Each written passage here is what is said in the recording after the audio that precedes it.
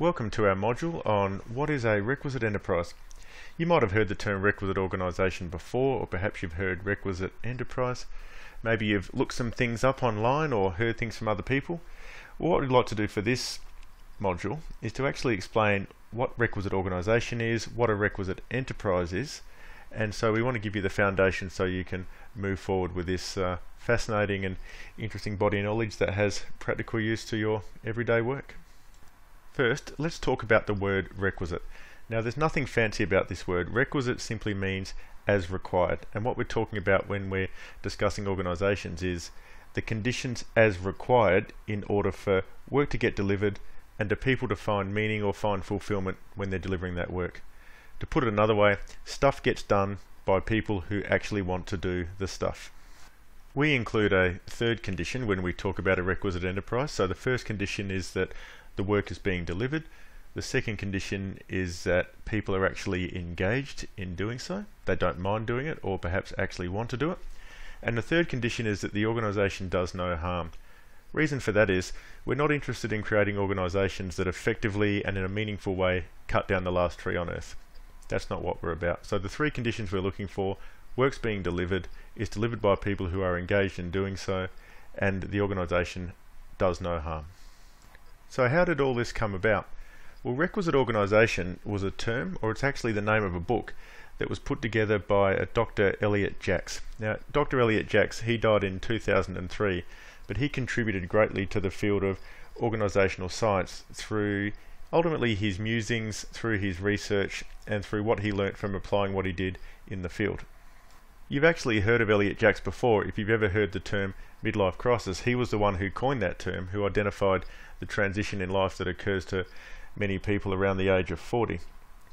Originally a psychiatrist by trade, Elliot's fascination was in what does make work meaningful. What are the conditions that are in place when people do find meaning in work, and I guess more importantly from a psychiatry point of view, what is it that actually causes workplaces to seem to cause harm to people?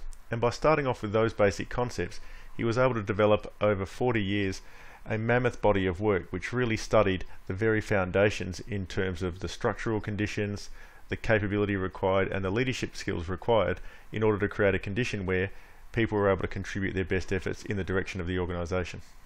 It was this that he ended up calling the requisite organisation, which is what we base a lot of our work on.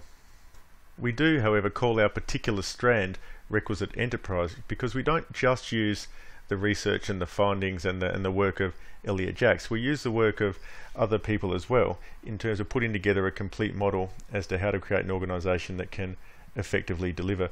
And we particularly use the work of Gillian Stamp, a researcher, an organisational theorist and practical applier of knowledge, and she had a way of organising the way different work in terms of complexity is put together and created a tapestry and a meaning in words to a lot of the work that Elliot had originally put together in terms of hard analysis. There's a certain warmth and depth that Gillian brings to the original work of Elliot Jacks that we like to use as part of our work, which is included as part of what we call requisite enterprise.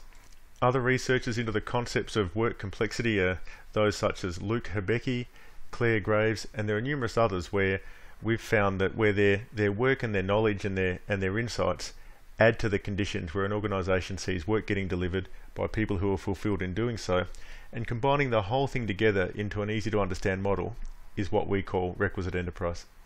So let's go into the basics of what we're talking about. The fundamental is, how do we get work delivered? And there's really only three things we need to have in place. We need to have in place a structure or an organisational design that can actually get the work done. We need to put people into that design or into those roles that actually have the capability to deliver what the role requires, and then we need to lead them in a way that provides clarity, provides meaning, and adds value to the decision making of their work as they're doing it in order to get to where we need to be in the end. So ultimately what we're saying is, to get work delivered, we need to organise the work, we need to put people into the roles that can do the work, and then we need to let them know what they're doing. When you look at it like that, the whole concept of requisite doesn't seem so complicated, and really it isn't. In the same way that building a house isn't so complicated, as you'd know, we need a foundation, we need walls, we need a roof, we need things on the inside, we need to live in it. So in that sense, the concept of what we're trying to do, it's really quite straightforward. But building a house, by understanding some of the principles underneath it, the physics, the biology, the what's really going on, allows us to build houses that can withstand the elements and that can be truly wonderful to live in. And that's ultimately the point of Requisite. The point of Requisite is to give us guidelines on how we can build organisations that can get work done, that can create a situation where people actually find meaning in doing that work. And at the same time, it gives us a way to diagnose what's happening if it's not working, if we're noticing that there are cracks in the walls, if we're noticing that people are feeling uncomfortable in a particular room. It gives us a body of knowledge that we can use to work out what's happening. In the end, we're simply trying to answer 5 questions for all of our people. These are the basics that, if they're in place, they're the fundamental conditions for people being able to find meaning in their work. And those questions are simply, where are we going? What's the plan to get there? What's my contribution to that plan? How am I doing? And what's my future? Now, this is a good time to address some of the things that you might have heard about requisite organisation. If you've done a little bit of research on the internet, you'll find that people have found that requisite organisation is used to create a militaristic organisation, or putting people into boxes and the like. And that can be true in the same way that you could say that the laws of physics can be used to build bridges, it can be used to build houses, it can do remarkable things. But it's those same laws of physics that we can use to set fire to a house and to knock a bridge down.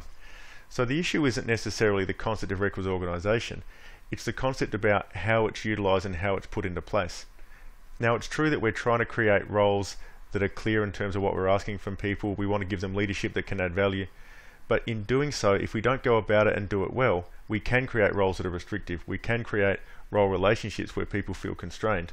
So by building our competency in what creates a structure that actually allows people to use their capability, and how we can put people into the roles that can deliver, and what we need to do in terms of leadership to create that clarity and create meaning for our people, that allows us to actually use the knowledge to create ultimately an organisation that liberates people's creativity and not constrains it.